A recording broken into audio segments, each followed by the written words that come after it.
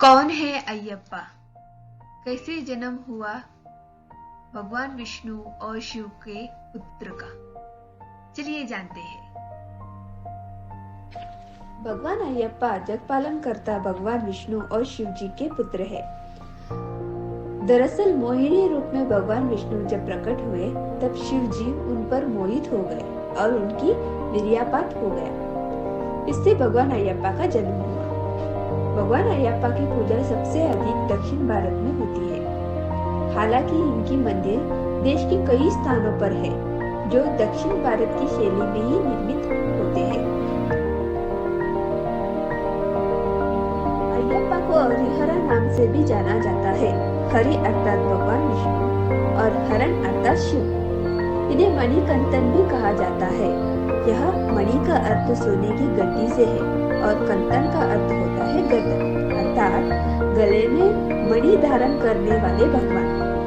इन्हें इस नाम से इसलिए पुकारा जाता है क्योंकि इनकी माता पिता शिव और मोहिनी ने इनके गले में एक सोने की गद्दी बांध दी।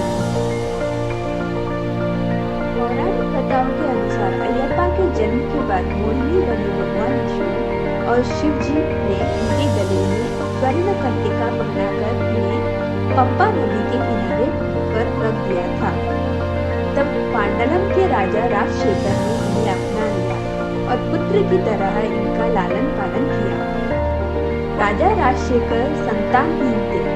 वर्तमान समय में पांडलम केरल राज्य का एक शहर है। जब अयप्पा राजा के महल में रहने लगे उसके कुछ समय बाद रानी ने भी एक पुत्र को जन्म दिया। अपना पुत्र हो जाने के बाद रानी का व्यवहार दत्तक पुत्र अयप्पा के लिए बदल गया। राजा राजशेखर अयप्पा के प्रति अपनी रानी के दुर्व्यवहार को समझते थे। रानी को इस बात का डर था कि राजा उनके दत्तक पुत्र को बहुत स्नेह करते हैं, कहीं वे अपने राज्य गद्दी उसे ही ना दे दे। ऐसे में रानी ने बीमारी का नाटक किया और अयप्पा तक सूचना पहुंचाई कि वह बाघिन का दूध पीकर ही ठीक हो सकती है। उनका चाल वन में रह रही राक्षसी महिषी द्वारा अयप्पा की हत्या करने की थी। अयप्पा अपनी माता के लिए बाघिन का दूध लेने वन में गए। जब वह महिषी उन्हें मारने चाहा तो अयप्पा ने उसका वध कर दिया और बाघिन का दूध नहीं लाए बल्कि बाघिन की सवारी करते हुए माँ के लिए बाघिन ही ले आए। जब अयप्पा बाघिन की सवारी करते हुए वन से बाहर आए तो राज्य के सभी लोग उन्हें जीवित और बाघिन की सवारी करते देखकर हैरान रह गए।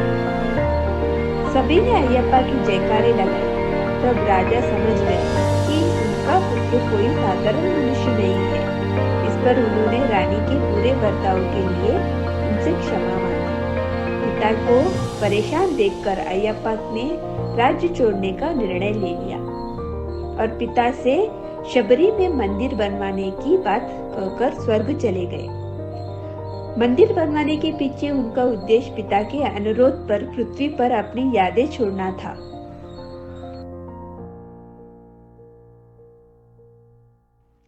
पुत्र की इच्छा अनुसार राजा राजशेखर ने शबरी में मंदिर का निर्माण कराया।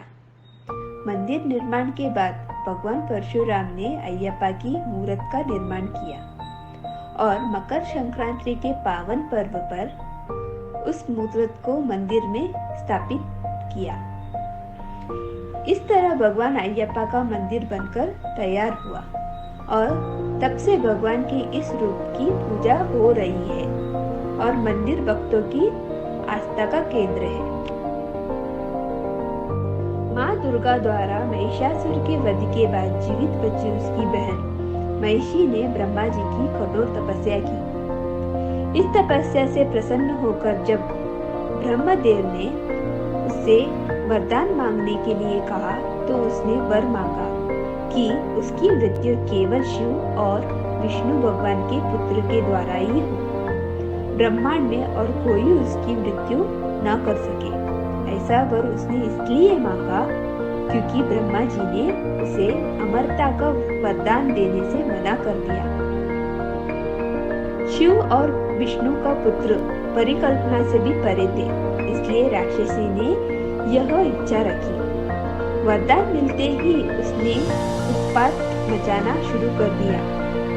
तब भगवान विष्णु को मोहिनी रूप धारण करना पड़ा ताकि भक्तों का संकट मिटा सके। धन्यवाद।